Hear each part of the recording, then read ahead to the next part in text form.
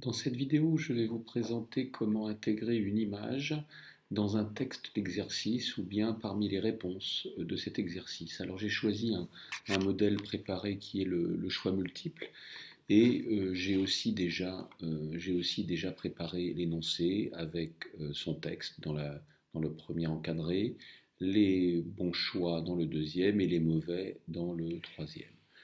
Le, les caractéristiques de ce QCM sont aussi préparées. Il y aura 4 choix à chaque fois qu'on fera l'exercice et parmi ces choix, une bonne réponse. Donc je veux dans cet exercice intégrer des images à 3 endroits, une fois dans le texte ici, une fois dans les réponses correctes dans la deuxième ligne et une fois dans les réponses fausses dans la deuxième ligne également. Je vais envoyer le source de cet exercice et on me propose sur cette page de déposer un fichier ou des images. Je vais désormais aller chercher les images sur mon disque. Alors, donc la première image, c'est courbe, je l'enregistre.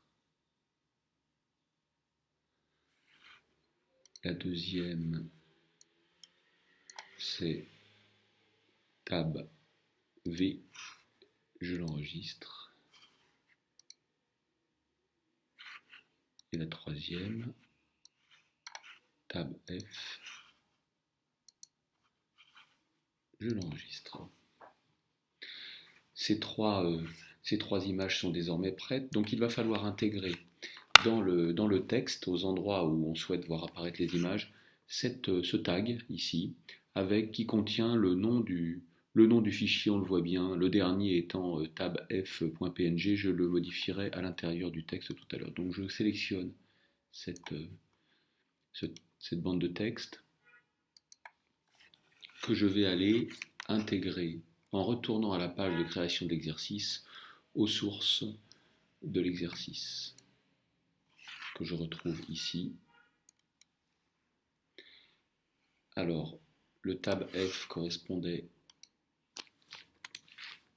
à cet endroit. Donc je retrouve bien ce même tag avec le nom du fichier. Ici,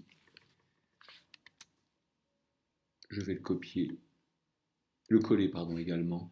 Je vais changer le nom du fichier qui s'appelle tab V. Et ici, je vais le coller pour changer le nom du fichier aussi, dont je connais évidemment, dont j'ai retenu le nom, et ici c'est courbe. Tous ces fichiers sont au format, donc je vous l'ai dit, PNG. Une fois que ces images sont intégrées dans le texte, j'envoie le source et je vais tester l'exercice. Le voici. Donc nous voyons les images apparaître ici pour l'image qui correspond au texte et ici pour une des images qui fait partie des réponses.